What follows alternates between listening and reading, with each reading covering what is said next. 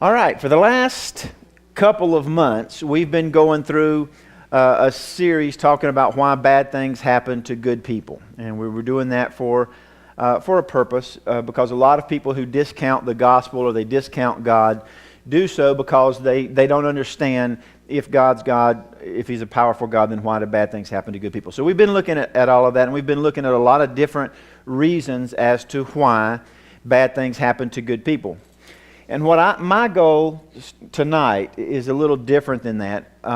Tonight, I want to teach you guys a practical application for how you can live in victory. Because one of the things that we've seen in the lessons in the past were that the people did not understand when bad things were happening that God actually had a plan, that He was using whatever that situation was for His glory, and that they were going to get more than they asked for. But they had to wait until God's timing was fulfilled. So we learned that sometimes situations have a lot to do with God's timing. Like when we talked about Lazarus, remember they were wanting God to come heal Lazarus, and He did. Lazarus died, and Jesus raised him from the dead. But it was all about God's timing, because God wanted to show people that He had power even over death, not just sickness, but over death as well. So we see sometimes in our life that the reason that we don't get the instantaneous answers that we want is because God's timing is involved, and He's wanting to show Himself through our situation. And then we also saw that God wants to bless you, and sometimes He allows circumstances into your life because He wants to show His glory through you. And we talked about that when we were talking about Moses being at the Red Sea, or the Yam Suf, where God said, I'm going to put you in a position where you will absolutely be cornered. But I'm doing that for a reason. Don't worry. I'm going to deliver you. But you need to be cornered so that the Pharaoh thinks that he's got you hemmed in. Okay? So there's times in our lives when we have situations that we just don't understand, why is God allowing this to happen? And it's because God, again, He wants to show His power and His glory through your situation. And sometimes He works best when... Well, not sometimes. In almost all circumstances, He gets more glory when you get to the end of your rope. As long as you can still do it, as long as you can still make it, as long as you can still scratch and hold on and do whatever you can in your power, then whenever you succeed, there's a tendency for us to kind of pat ourselves on the back and go, "Phew, man, I worked hard at that and I made it happen." And so God a lot of times will let us get to the end of our rope, because that's when His power and glory is shown the most. And we have to understand this. If we're going to live in, since tonight is all about learning how to live in victory and peace, in spite of circumstances, then we have to really understand that there's a lot of these different situations or circumstances that God uses for His glory. We also talked about the fact that there was some wilderness training. There were some things like when Moses killed the Egyptian and had to run into the wilderness. Those were not wasted years, because God was teaching him the very things that he was going to need to lead the children of Israel through that same wilderness that he kept sheep in for 40 years. And David, we talked about David when he was running from Saul. David was learning the very land and all of the hills and all of the caves and all of the mountains that he would then have to use and defend when he was the king. So there's times in life when God puts us through a period of life, or a period of time in our life, that is a wilderness, feels like a wilderness experience, but He's actually using that to train us for something greater that's coming along. And if we can begin to understand that, if we can really begin to trust God and not just look at our circumstances, then we can begin to live in peace and victory. The problem for us is, and we talked about this with the children of Israel, it is almost beyond me that they can watch God do these 10 plagues to the Egyptians, and then God's got power over all of nature, and then days after the plagues, their back is to the Red Sea, and they start complaining, "Were there not enough graves in Egypt that you bring us out here to kill us?" And I'm thinking, really? Have you not seen God's hand at work? And then he parts the Red Sea, and or the Yam Suf, and He lets them go through the Gulf of Aqaba, and the water is 200 to 300 feet high on either side of them, and 2.5 million people cross through on dry ground.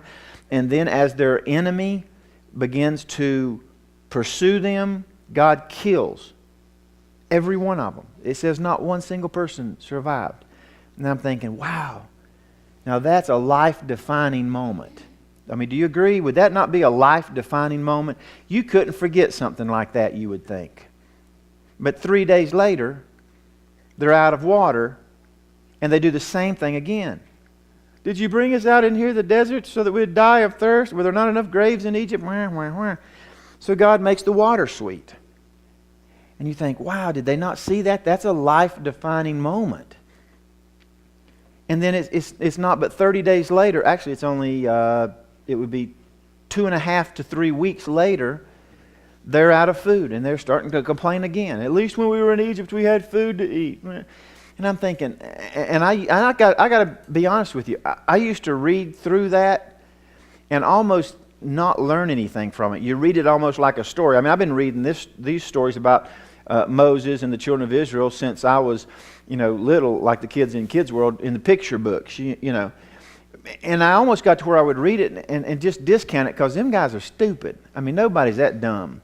Nobody can see God do 10 plagues and then think that He's going to let them drown in the ocean. And then nobody's going to be able to see God part the ocean and let you walk through and then kill all your enemies and then 3 days later complain again. I mean, that's just dumb. And so I kind of read over it until one day when I was in one of my low points in life, when I was struggling and I didn't understand why things were happening the way they were happening. And God said to me, and this is just about as big of an insult as God could have given me. And He was exactly right. He said, "You're just like the children of Israel." And I went, "What?" Because I'm the guy that's been calling them stupid. So He's in a nice way telling me that I'm just as stupid as they are. I'm going, no, I am not like the children of Israel. Because they saw your hand at work.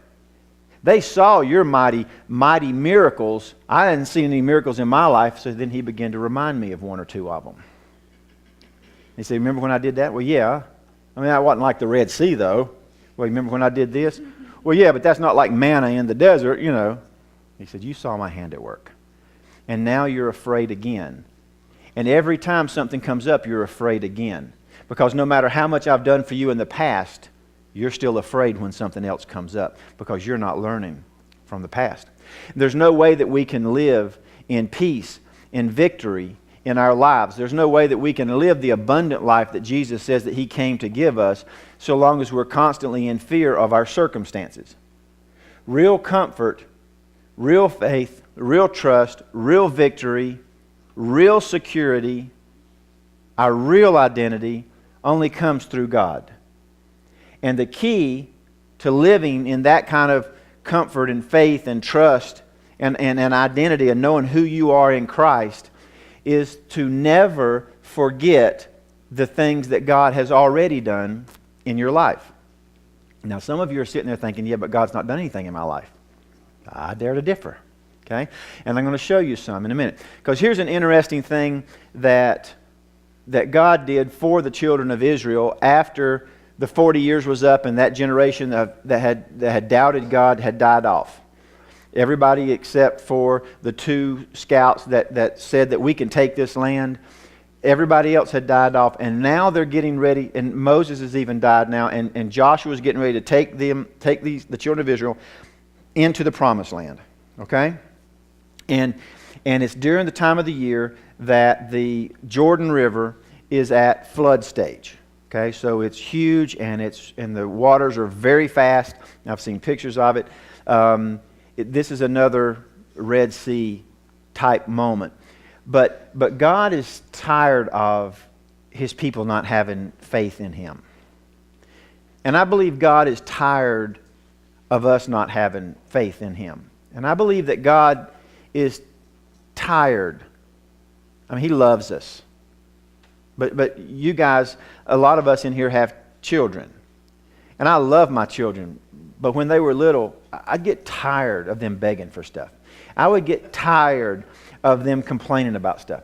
I would get tired of them saying, well, I don't have anything to play with, or I don't have any friends, or whatever. I would get tired of that. I loved them still the same.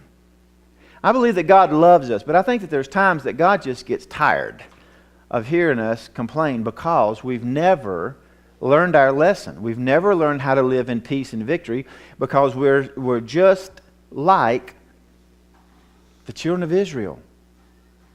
So now this generation has died off. The new generation is getting ready to go into the promised land. And God does something that I think is pretty fascinating. And He showed me this, so I'm going to show you this. He's got them going up to the river, the River Jordan, and they're getting ready to cross that. So we're going to go to Joshua chapter 4, verse 1. And we're going to see that the children of Israel, all probably at this point in excess of 3 million to 3.5 million, maybe some people think as many as 5 million people, because we're 40 years after the Exodus out of Egypt, have crossed through the Jordan River. Okay? And it says that He said, I will stop it upstream, and the water will just build up and build up and build up. It will not flow downstream. And you will cross through the Jordan River at flood stage on dry land. And this is the way you're going to do it. You're going to pick up the Ark of the Covenant, and 4 of the priests are going to have that on the poles. They put that on because you're not allowed to touch the Ark of the Covenant, so they run poles through the little eyelets that are on the side, and they lift it up, they put it on their shoulders. He said, and have them walk into the water. And I think that was a test, because He didn't say go to the edge of the water and raise your staff like He did to Moses, and I will make the water stop. He said, I want you to walk into it. So here these 4 men go, holding this heavy Ark of the Covenant, and they have to literally start walking into this raging river at flood stage in their robes, which is not a smart thing to do, because if you lose your footing, all that heavy clothing that's going to be soaked with water, you're going downstream. Okay? And He didn't part the water so that they could then go in. He says, you walk into the water, and as you walk into the water, I'll stop it upstream. So these priests then start walking into the water, and sure enough, the water stops. And the Bible even tells what town it stops in. We just didn't have time to cover all that tonight. And then the river just literally runs dry. And all of the people go through this dry riverbed, and then the water just rushes back. Okay? So here's what He says to do while they're crossing the river. When the whole nation had finished crossing the Jordan, we're talking about the 4 or 5 million people that had gone through. When they had finished crossing the Jordan, the Lord said to Joshua, choose 12 men from among the people, 1 from each tribe, because we still have 12 family tribes. Okay? He said, choose 1 person from each of those tribes.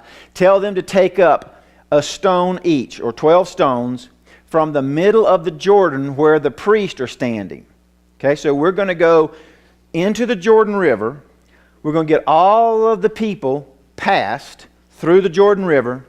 And then I want you to take 1 from each of the family clans, and they're going to go back into the very middle of the river, the part that you can't ever see because it's always underwater. And I want them to pick up a great big rock each, so that you'll have 12 rocks. And I want you to carry them over with you and put them down at the place where you're going to stay tonight. And it's going to serve as a sign to you in the future. Now this is important. He had them go and get rocks. They could have built an altar out of any rocks or any wood that they had on the other side of the river. They could have gotten rocks or wood from this side of the river to remind them where they came from. This wasn't an idea of trying to get some kind of an altar built just in any old way. He said, I want you to go into the middle of the river that I stopped up for you. I want you to walk right into the middle of the miracle that I'm doing for you, and I want you to get 12 rocks that will allow you to remember the miracle that I'm doing for you. It's going to serve as a sign. In the future, when your children ask you, what do these stones mean? Tell them that the flow of the Jordan River was cut off before the ark of the Lord. And these stones are here as a memorial to the people of Israel forever. Now, I've read that a bunch of times growing up. I've read about them crossing through the Red Sea. I've read about them crossing through the Jordan. And then all of a sudden, you guys ever noticed how you can read the Word of God and you read over a part that you've read, you think 100 times, and then all of a sudden God just peels back some blinders and you see something that you've never seen before? That's what happened. That's what happened for me in this, because I'd read this story a bunch of times. And all of a sudden God said, that's important for you where you're at right now. Because I was in a valley. I was in that place where He had just told me that I was just as bad as those stupid Israelites that had forgotten that every time a new crisis came that they would be upset again. I was that guy. And He said, you need to have some stones that remind you. You need to have some trophies that remind you of the things that I've done in the past for you. So these stones that they go into the middle of the river and pick up, they then take over and they build it as an altar to the Lord. But more than an altar, because I don't know that they sacrificed anything on it, stones that came from the river of miracles, they built into an altar to the Lord as a trophy. That's basically a trophy. Do you know what we do when some of you guys might still have your trophies from when you were little, and I don't think trophies mean as much as they used to. When I was growing up, you actually had to earn the trophy. You actually kind of had to win something, not just participate in something. No offense to those people who believe that we just need to encourage our kids all the time, but in my day, you actually had to win something to get a trophy. So you put that on your dresser, and you were proud of that trophy, and some of you are so proud that you're 40 years old, you still have your trophies. That's okay. Some of you have bought them at yard sales. I don't understand that, because that's somebody else's trophy, and you're just displaying it in your house. This altar was, for all intents and purposes, a trophy to the Lord. It was a reminder, a physical something that they could look at that would remind them of the miracles that God had done. It was something that when the kids would see it, they would point to it and say, what's that for? And God said, you remember what it's there for, and you tell your kids what it's there for. So these rocks become a trophy to God. And God said, that's what you need. You need some trophies from me. You've got other kinds of trophies from different sports that you've played. You need a trophy. You need some trophies for me. So tonight, what I'm going to do is I'm going to show you some of my trophies. Okay, I'm not going to show you all of them, and I'm going to have to hurry through some of them. But when I tell people this, when I say, when I coach people, a lot of times when I'm coaching, I say, you have forgotten the things that God has done in your life, and they go, no, I haven't. God's never done anything for me. Nothing big. There's no miracles in my life. And they go, yeah, I think that there are.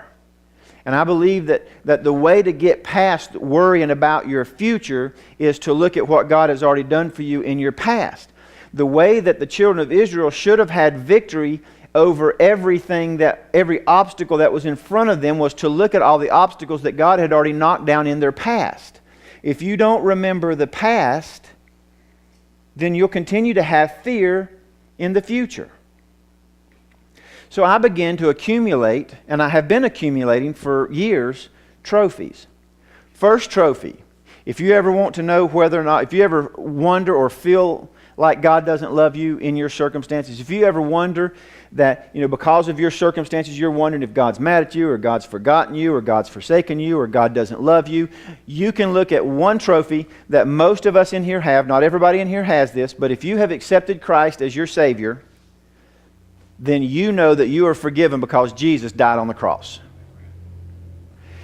God of heaven, God of the universe, God who had never felt pain or gravity or loss or hunger or hot or cold or anything else, came to earth, took on the body of a human so that He could die for you. It doesn't make any sense for you to think that He would do that and then not love you now.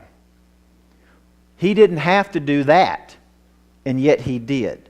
So my first trophy, when I'm starting to wonder whether or not God still has me, whether God still has my back, whether God still loves me. If I'm worried about what's going to happen to me next week, or I'm worried about what's going to happen between now and the next payday, or I'm wondering about what's going to happen to me because my whatever broke down, or I don't have enough money, or whatever the case is, my first trophy is to remember that God loved me enough to die for me. And it just doesn't make any sense then that He's not going to take care of me now. Another trophy for me, and a lot of you in here will have this, that's the reason I'm starting out with these, was the birth of my children. Okay, I was there when both of my children were born. I'm not a very emotional guy. I bawled like a baby. It was an absolute, total miracle God moment. And if you've ever been there at the birth of your children, you know exactly what I'm talking about. To see a baby born, to understand all that goes into that and where that baby comes from, basically from nothing, from just two little groups of cells that get together and then become this exquisitely complicated little baby that is a miniature human in every way, and its little brain and heart and toes, and it is an absolute miracle.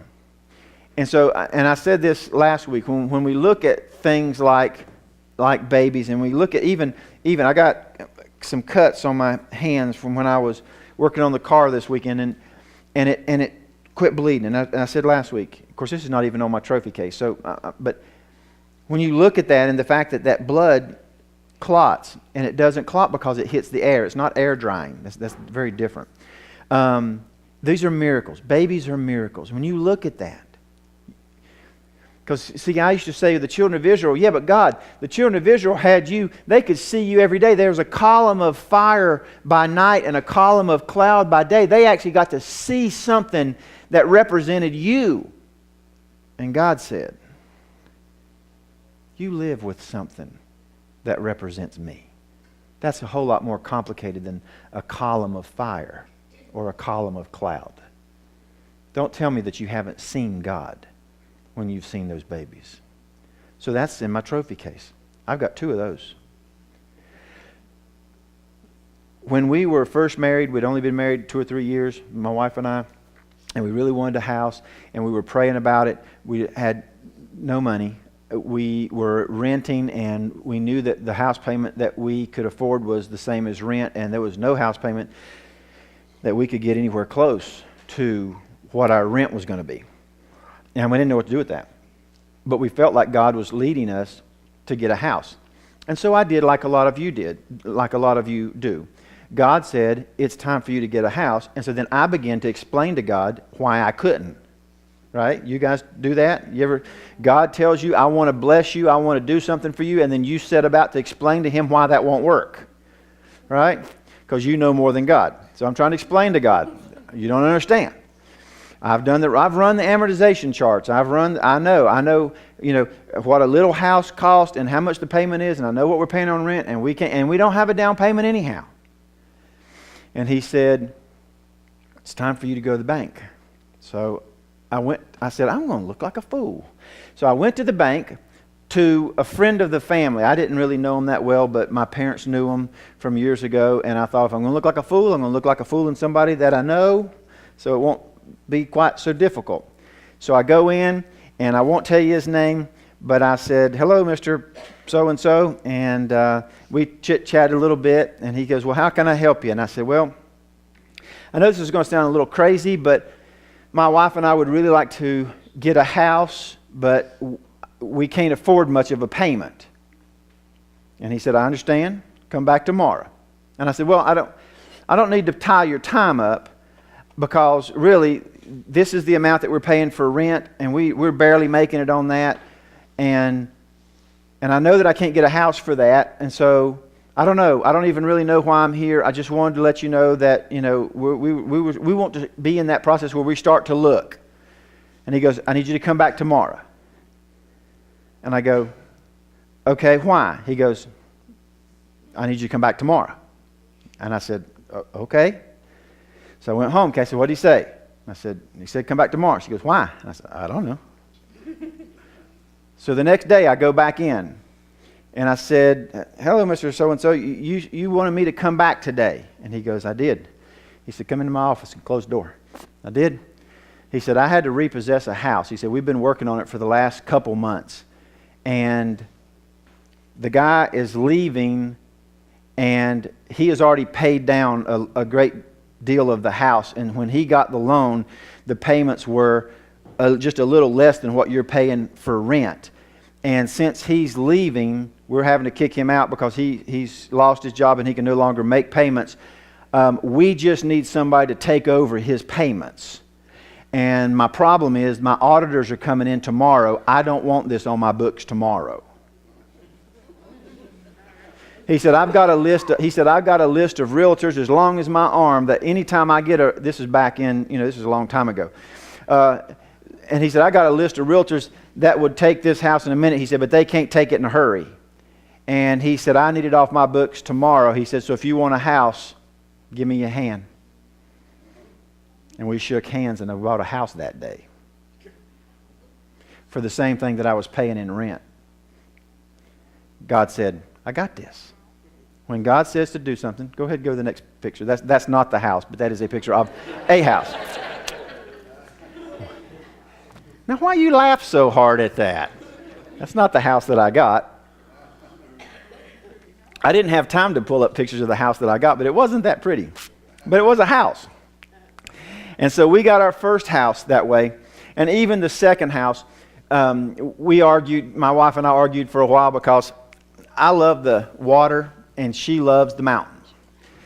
So the whole compromise was, are we going to live by the water, or are we going to live in the mountains? And she was out one day driving around with some friends of hers on lunch, and they had just cleared a lot here in Granite Falls, and all of a sudden we had this beautiful view of Lake Roadhiss. And so she calls me immediately, and she says, guess what? And I said, what? She goes, I think God's answered our prayers. And I said, what prayer is that? Because we've been talking about this for years, We could never compromise, and we couldn't find a lake in the mountains so that we could afford to live on. So she said, they just cleared this lot in Granite Falls, and she says, you're looking right down Lake Roadhiss, and she says, right to the right of that, you can see all of Mineral Springs mountain range. She said, we both get what we want. And I said, okay, I'll come look at it after work.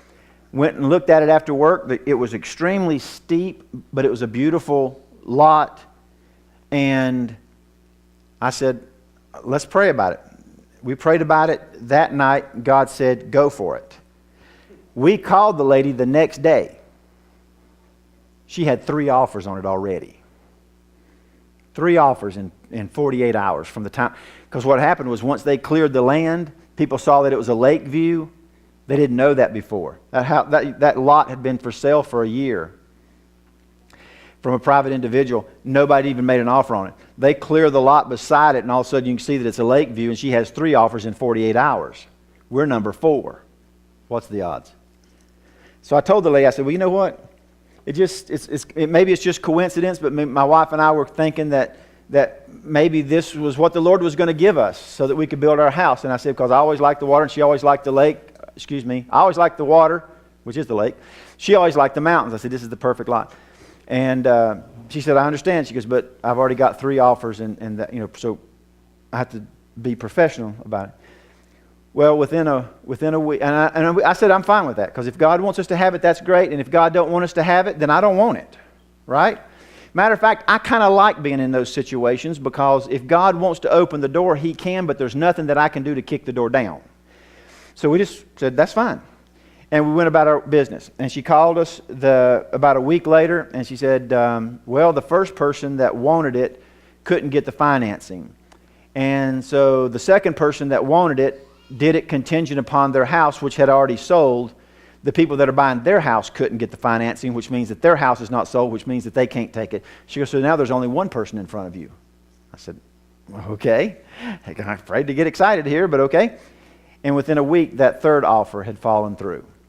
And she called us up. She goes, if you want it, it's yours. So we bought that and sold that first house that God gave us, made money on it because of the way that God gave it to us, which allowed us to build the second house. So when I look at that, I go, that wasn't part in the Red Sea, but it's pretty close. God is taking care of me. Those are trophies. But you know what happens with trophies like this? If you're not careful, you live in it. You forget the miracle that how you got it. You get busy mowing the yard and you forget the fact that you're living in a miracle of God. And another crisis comes up and you're worried about how you're going to get past that crisis because you don't even remember the fact that this was a miracle that you've already been through. And you end up being just like the children of Israel because God has done miracles in your life and you forget them if you're not very careful. The next trophy in my trophy case was when I was in high school. I lived up north for a few years. My high school won first place in the nation in Junior Olympics in men's power volleyball. I got to learn under Coach Leach up in Pennsylvania. And I moved to Indiana, and I was invited to play with, or during the summer, I was invited to play with Indiana University and Purdue University, which was rated in the top 20 men's power volleyball teams in the nation. And the coach found out about me, I don't know how, which was a miracle in and of itself, and he calls me and invites me to do their summer workout with them for 3 months. I was very excited about that.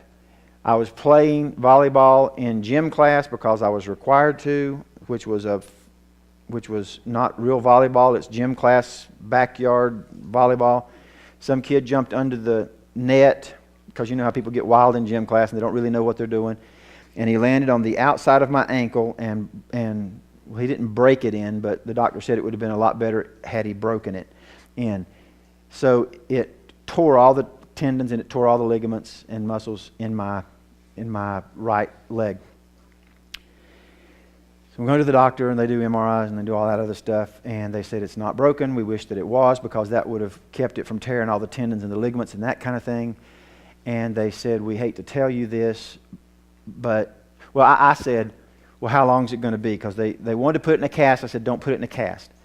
And I said, put it in a moon boot or something because I said, I've got to keep working it. I've got this huge tryout. I've got the opportunity to work with Arnie Ball, who ends up being, after I left, he ended up being the United States Olympic coach for 2 different Olympics. I've got the chance to play for him. And he said, that's what I'm saying, how soon can we, with this heel? And he said, I hate to tell you this, kid. He said, you'll never play volleyball on this ankle again. He said, I'll do my very best to get you to where you can walk without a limp. He said, but you'll never play sports again, not without a brace. And even with a brace, I don't think that you'll be able to do anything as agile and as quick as volleyball. So, he's a doctor. I go back to school, tell my parents what he said, go back to school. And somebody comes to the door of the class that I'm in and they talk to the teacher and the teacher tells me to come up front and I'm thinking, oh great, what am I in trouble for now? Like I need something else to go wrong, right? Is that not how we think? Right? I'm sitting here with the moon boot on. I've just been told that my volleyball dreams are down the toilet. And now somebody's coming to the door that I don't even know, and they're calling me out of class because I'm probably in trouble for something. Is that not how we think? We always assume the negative, don't we? We always assume the negative. This guy calls me out, and he introduces himself to me, and he says, he's an older guy. He said, I'm the trainer for the football team. And he said, I was involved in a clinical trial where we worked with injuries, and I have heard that you have got a really bad ankle injury. And I said, yes, sir, I do. He said, if I can write you a note and get you out of classes 3 times a day, will you do whatever I tell you to do? And I said, yes, sir. Matter of fact, I'd have done that if you just got me out of class. No. And he went through a heat and cold therapy and it was extremely painful, where he was hyperextending the ankle, then he would put it in ice baths until I lost feeling in my leg, and then he would put it in sauna hot baths and back and forth, and he was trying to create blood flow again and all of this stuff. It was 3 weeks, if I'm not mistaken, to the day after the doctor told me that I'd never play sports again, that I ran my first mile. 3 weeks. I went on to play national level volleyball after that with no brace. That's a trophy for me.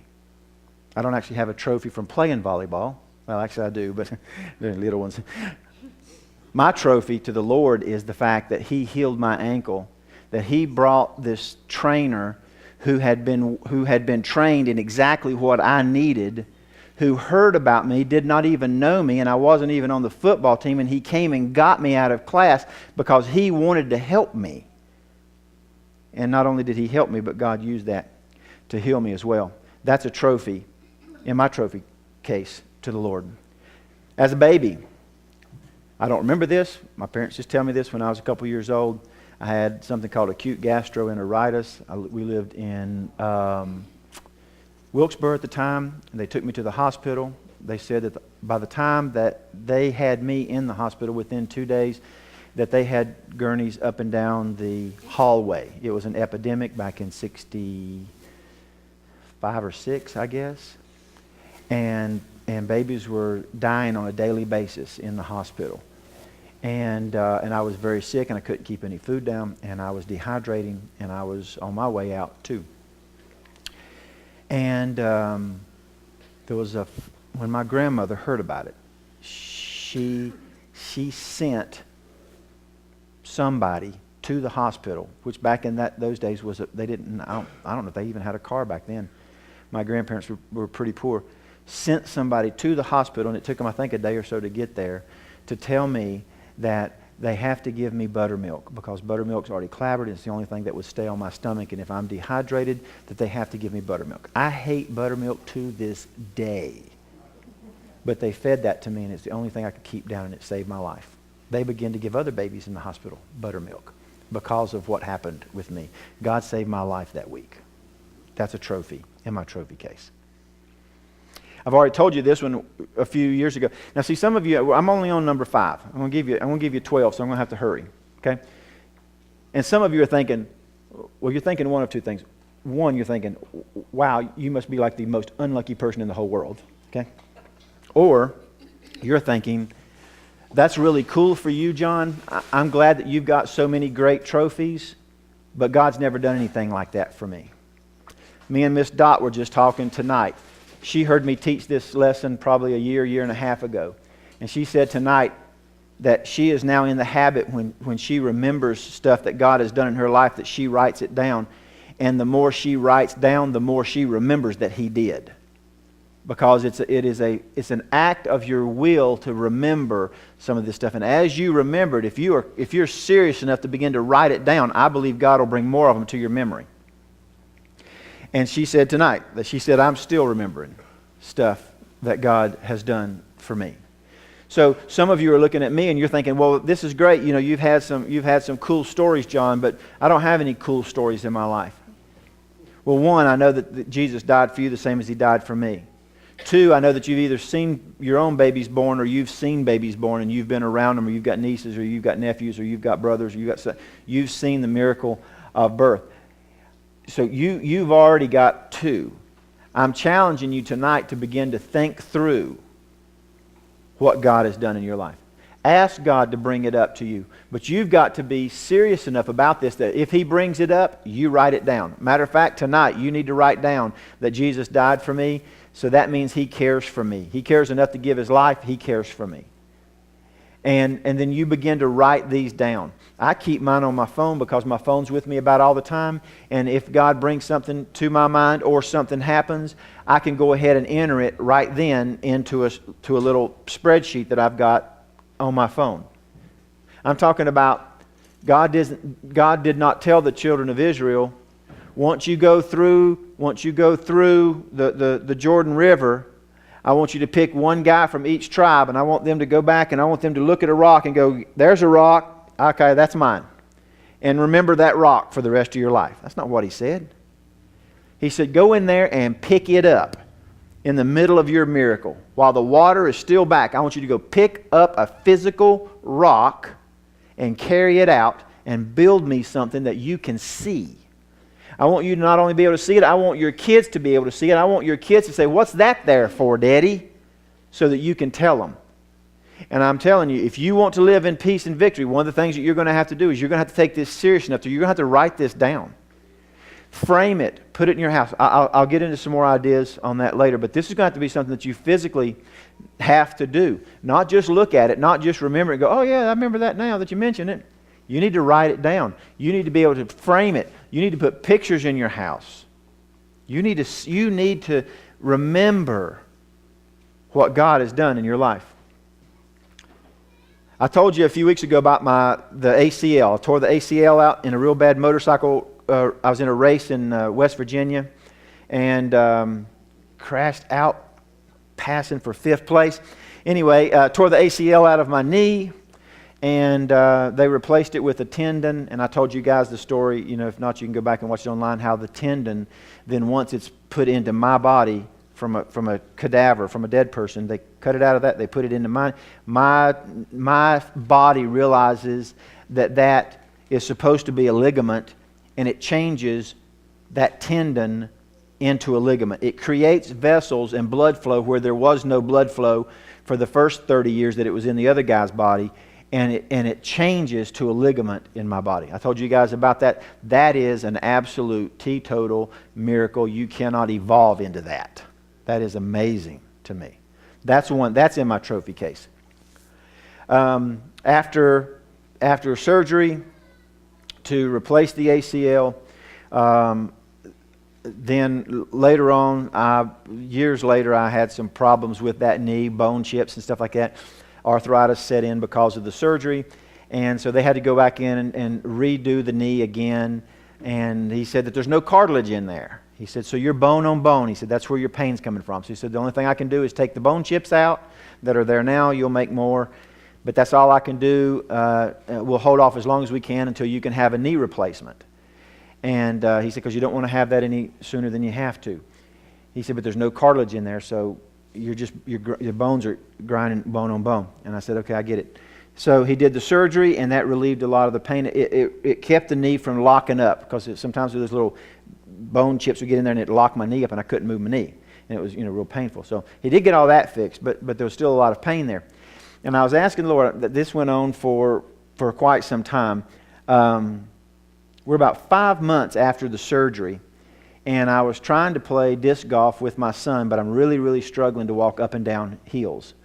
I was also at that time starting to do more and more teaching, and I know this is petty, but it was a little embarrassing because I would limp when I would walk from wherever I was at to walk up onto the platform. And if I was trying to teach, you're kind of walking, you're kind of limping a little bit. And people notice that. And so it's a little embarrassing. But the other thing was, I said, "God, I don't want anything to take away from my teaching." And if they're, instead of listening to me teach, they're thinking, "Why is he limping?" Then that's taking their mind off. I said, "You don't owe me anything, and I have played hard, and I've wrecked motorcycles, and I've played volleyball, and I get it. I deserve to have bad knees. I get it. And if you don't want to heal me, that's fine, but I'm asking you, if you don't mind, I would love for you to heal my knee so that I don't have to explain it when I'm teaching, so that it's not a distraction when I'm teaching, so that I can go play disc golf with my son and climb up and down hills." And the next day, the pain was gone. 5 months, I had lived with pain every day. The next day, it was gone. And as you can see, I don't limp now. I can jump up and down. I'm still playing volleyball. I'm still walking. I'm still hiking. I'm still riding motorcycles. And there's absolutely no pain in my knee whatsoever. That's a trophy. That's a trophy. I will not write that. You can't write that off and say, "Well, that's just coincidence. Well, something just happened, or something just whatever." You can't convince me of that, because I lived with it for 5 months. I know what it felt like. I know how painful it was, and I know what I've done in the last 2 years or year and a half since he healed me. That's a trophy. So you know what? That's not just for bragging. See, trophies that you put, these are trophies to God, not trophies for me. This knee is not a trophy to me. This is a trophy to God. You understand what the difference is? The difference is, look what I've done. Look what I've done. My knee is better. That's a trophy to me. And you can discount that if you want to. So yeah, whatever.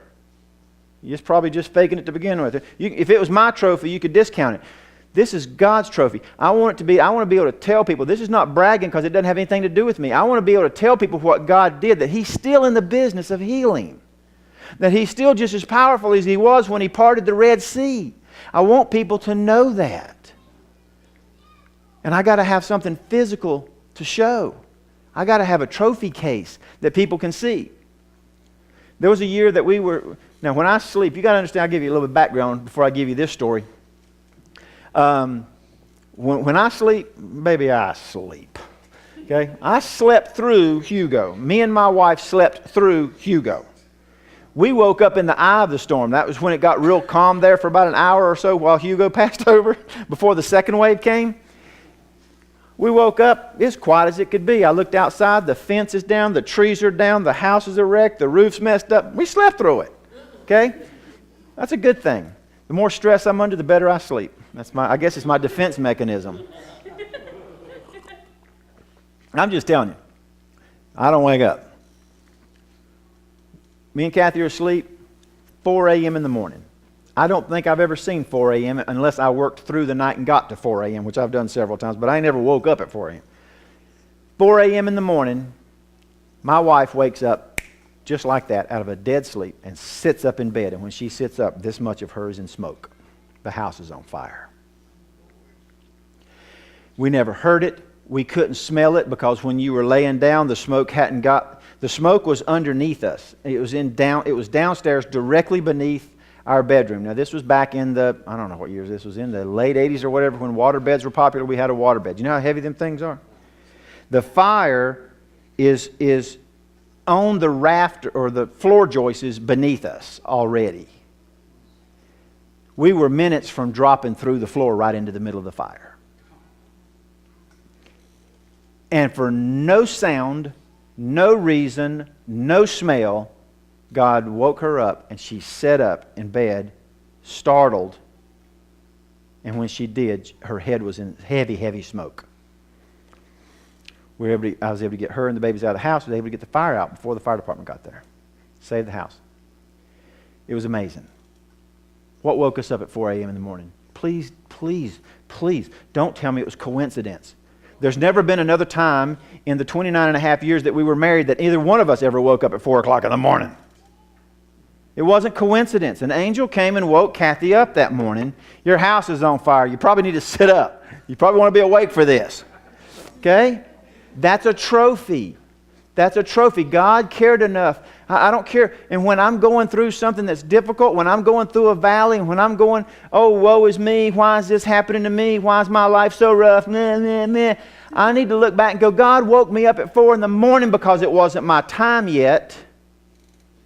He's got this. This ain't nothing for my God. The same God that healed my knee can take care of this problem. The same God that woke me up in the middle of a fire has got this problem. The same God that died on the cross for me loves me enough to get me through this. That's what the trophies do for me. That's what the trophies do for my kids. And you know what? That's what the trophies do to the people that I know, that the people that I help coach.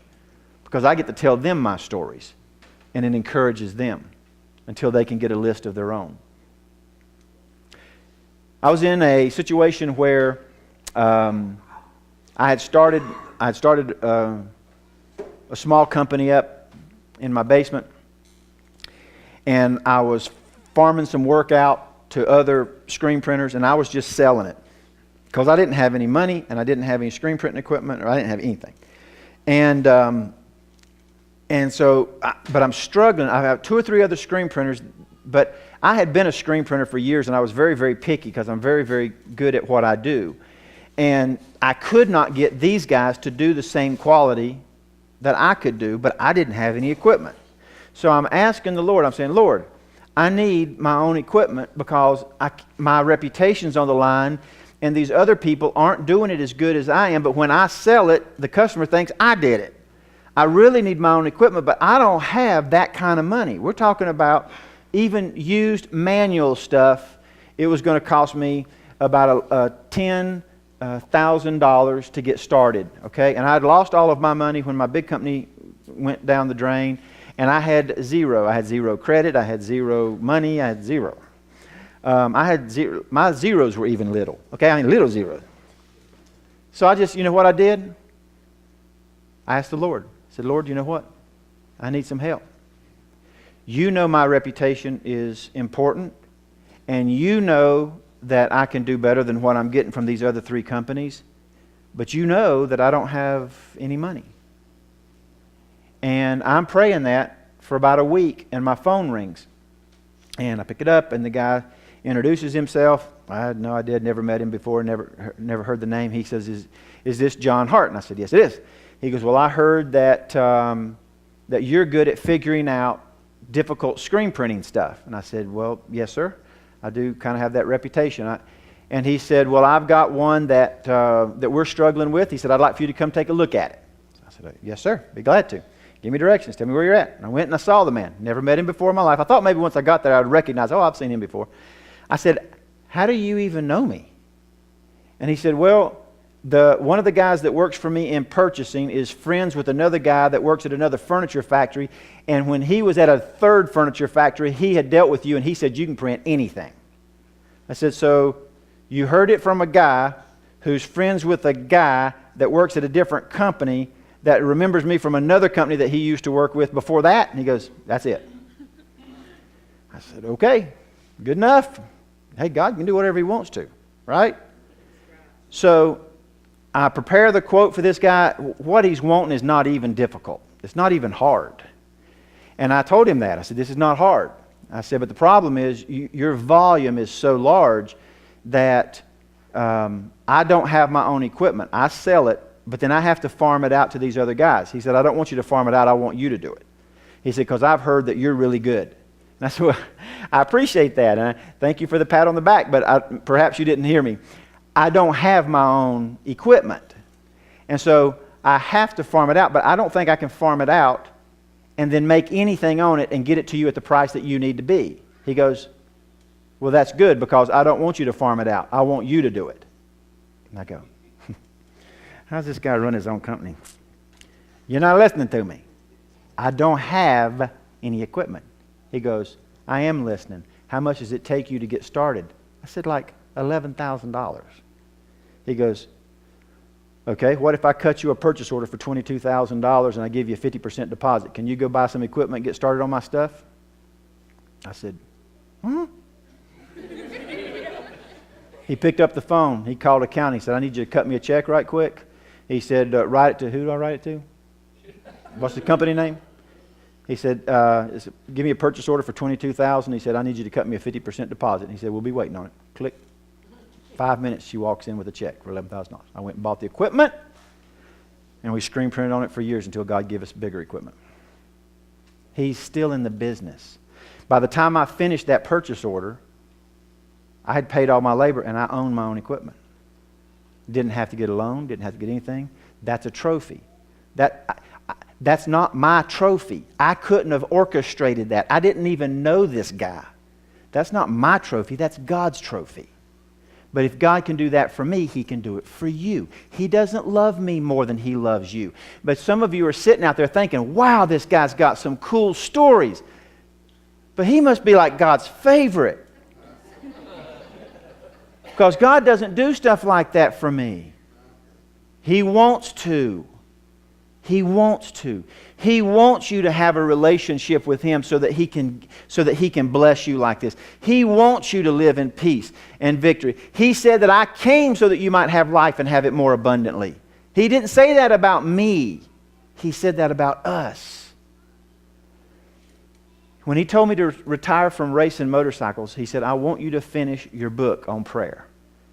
So time had been my excuse, and I said, I don't have time. It takes a lot of time, and I hate writing. I hate writing. I hate English. Okay, that's the only time I got bad grades in school was when it was in English class. And as a joke, God makes me write a book. So I finished the book, and then I told God, because it's not too long after this. So, now I've got a screen printing press, but I still don't have a whole lot of money. And I told God, I said, okay, it's going to cost me, and I told him the exact amount of money that it's going to cost me to print this book. The first run was going to be like $5,600, $5,600. And so I said, God, you told me to write this. I've written it. I said, I can't publish it. And he said, go ahead and get started. And I said, I don't think you're listening to me again. He said, just go ahead and act as if you've got the money. So I began to act as if I've got the money. I began to go into the publisher, and I began to get quotes, and I began to figure out. I had all the cover designed. I had everything else. And they told me we'll have to have the money before we start printing. I said, oh, I know. Piece of cake, I got it. No problem. I ain't got a dime to my name. And a lady calls me up on the phone that had gone to church with me 3 years prior to that. And she said, John, this is, and she told me her name. And I said, well, hey, how you doing? And she said, I'm doing great. She goes, listen, the Lord has put you on my heart heavy, and I need to tell you something. I said, what's that? She goes, my dad just passed away. I said, I'm so sorry. She goes, no, that's not why I called. He's in heaven. We know where he's at. That we're okay. We're good. That's not why I called you. The reason I called you is, are you still screen printing? I said, yes, ma'am. She said, well, I've got a screen printing press and a dryer and a flash and stuff that the Lord told me to give to you. And I said, well, I really appreciate that, but God has already miraculously given me a dryer and a flash and a press and everything. I said, and she goes, well, maybe you can use two. And I said, no, ma'am, I really can't use two. I don't even have room for two.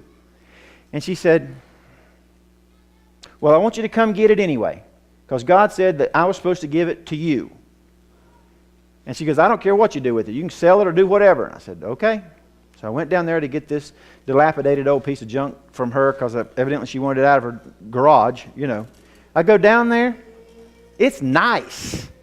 It's nice stuff. And I took it home and I cleaned it up and got the ink and the glue off of it and sold it. Do you know how much I sold those? I sold 3 different pieces to 2 different people. And do you know what the amount came up to? The exact amount that I needed to publish the book. Because God knew I didn't have the money, so He just made a way. He's in the business. He can do this. That's not a trophy case to me. There's nothing that I didn't even know this lady had equipment. But God told her. She lived like an hour and a half away. God said, remember him from when you used to go to church with him 3 years ago? She said, yeah. He goes, call him and give it to him. I can't orchestrate that. That's not a trophy to me. That's a trophy to God. There's another one I really wish I could share with you, but I don't have time. About when the company first went down, and I had to sell all the equipment, but I had to do it. I couldn't take any money out of the company because I had to pay all the bills off. And I had to work for 14 months without a salary. I had 0 savings. All of my money was gone. I just lost in excess of $1 million. Everything I had was gone. And I had 0 savings. I had 0 anything. And I lived 14 months without a dime because God worked in miraculous ways to pay our bills. We never missed a house payment, and we never went hungry. Longer story, and I don't have time to tell you that one, except to say that whenever I'm struggling, whenever I'm out of work, whenever I don't have enough money, whenever I've got more bills than I've got money or more month than I've got money, it doesn't faze me like it used to. It doesn't scare me like it used to. Because I've gone 14 months without a dime of income. No part-time job, no nothing. I'm telling you, He sent me money in the mail that I to this day don't know where it came from. The one that I am going to tell you is about the time that Daphne went to chase the boys. Philip went riding in the woods, and she wanted to follow Philip because she wanted to do everything that Philip did, but she was 5 years younger than Philip, and Philip and his 2 friends didn't want a little girl hanging around. So they took off, and she got her bicycle, and she was going, I want to go with you, I want to go with you. And they took off so that she wouldn't be able to follow them, and she tried to follow them. And down in the woods she went. Back behind our house, Crescent Timber owns all kinds of woods and stuff back in there. She followed them. And I don't know, a couple hours later, the boys came back, and I said, where's your sister? And he said, I don't know, we never saw her. She didn't go. I said, yes, she did go. She went after you. I said, I told you that she was going to follow you. He goes, well, we never saw her. So I said, so I have no idea where my daughter's at. She's in the woods. It was one of those springs where it's like 65 during the day, but it's 35 at night kind of a thing. And it was going to be freezing that night or close to it. And she's in short sleeve stuff because it was 65 or 70 when she took off on her bicycle. And my heart sank. Just panicked. That's a lot of woods. I have no idea. I have no earthly idea where she's at.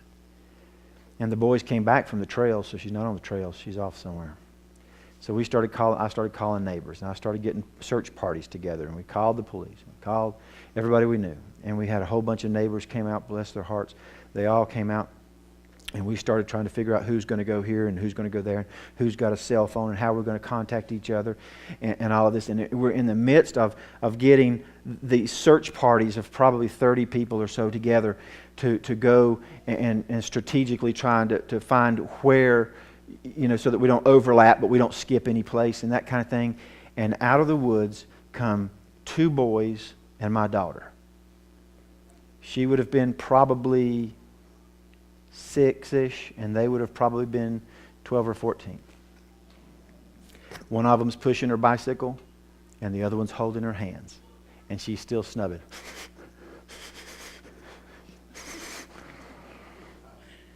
And so I went running, and I'm crying. Sometimes I didn't cry until I saw her. I think that in the midst of crisis like that, you just hold up and the adrenaline's pumping and you're trying to figure out what you're going to do. You don't have time to cry. So I see her and I begin to cry. And I thanked the 2 boys and I said, where did you find her? And they said, well, we found her over, and she'd gotten off of the trails. She was trying to find the boys, and she was way off the trail. And she got to where she couldn't push her bicycle through the brush anymore. And they said, we found her crying in the woods. And I said, well, where are you guys from? And they said, well, if you go down, if you go down through the trail there and you take that right and that part that goes up, then if you go past where that gate's at, there's that big field. And I said, yeah, my son goes through that big field and goes down and camps out down by the river. And they said, yeah, well, when you go down through that big field, there's that big white house over on the right. And I go, yeah, I think so. And they said, well, that's where we're staying. I said, okay.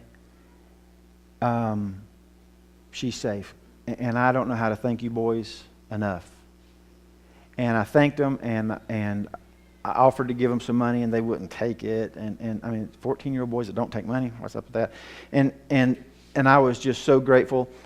And they left, and they went back into the woods, and we just rejoiced that Daphne was safe. And afterwards, I began to ask Philip and Daphne who they were.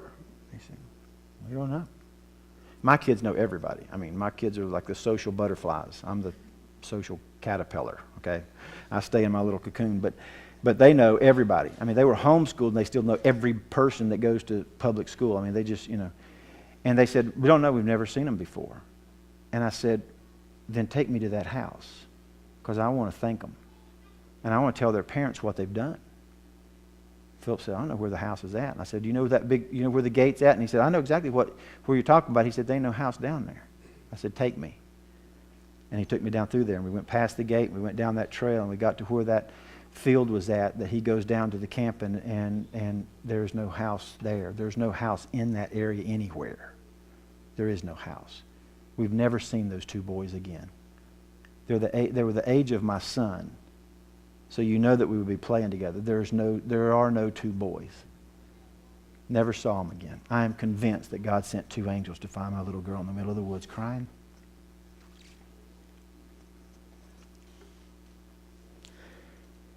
I would be a fool to forget that. I would be a fool to forget any of this. So some of you look at me, some of you talk to me, and when I'm coaching you, you're pleasant about it.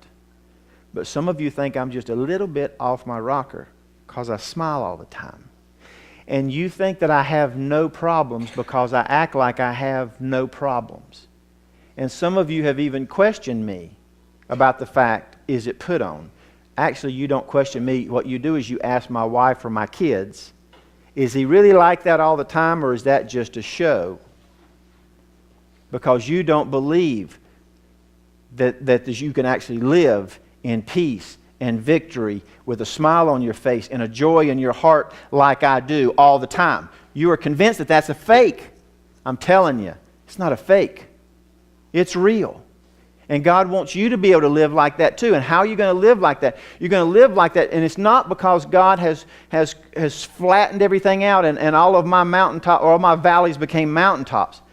I can live in peace and victory in spite of my circumstances, because there are no circumstances that will interfere in my life. There is no valley that I'm going to go through that is so deep that I can't look back at this trophy case. And I'm telling you, I've shown you 1/3 of my trophy case tonight because I knew I didn't have time to show you the rest. And some of it's private and I couldn't show you. You can't look at a trophy case like that and then worry about what's going to happen tomorrow. You can't look at a trophy case like that and then worry about whether you're going to eat tomorrow. You can't go 14 months without a salary and then worry because you lost your job. You can't lose money, or you can't have a problem in your business with a piece of equipment that tears down and then worry about where you're going to get the money when God gave you the equipment to begin with. You can't. The secret is not acting like you're okay. God wants you to be okay. He doesn't want you to put a smiley face on to hide the fact that you're afraid and you're scared. He wants you to really be okay. And I'm telling you, the way that you can do that, the way that you can keep from being like the children of Israel, is for you tonight to start writing down trophies that God has given you in your life. Write them down. I have mine at my fingertips at all points. Me and my daughter are preparing picture frames to go up the staircase at our house, a collage, because I realized last year, I just hadn't had a chance to do it with Kathy being sick and everything. I hadn't had a chance to do it. I realized that my trophy case being in my phone is only good when I show it to somebody. And he said, take these big rocks and build an altar, because I want your kids to be able to see it. I want your neighbors to be able to see it and go, what's that all about? So we're making a collage to go up our stairs so that anybody that comes into the foyer of our house can go, what are those pictures all about? And we get the chance to tell them, let me tell you what that's all about. Let me tell you what God has done in my life. 1 Peter chapter 3:15 says, but in your hearts revere Christ as Lord, being always ready with an answer for the hope that lies within. Being always ready with an answer for the hope that lies within. It's not enough for God to do it for you. It's not enough for you to write it down. You need to be able to tell people about those trophies. You need to be able to give them a testimony about what God has done in your life, like I'm giving you tonight. Because real comfort, real faith, real trust, true victory, and security only comes through God.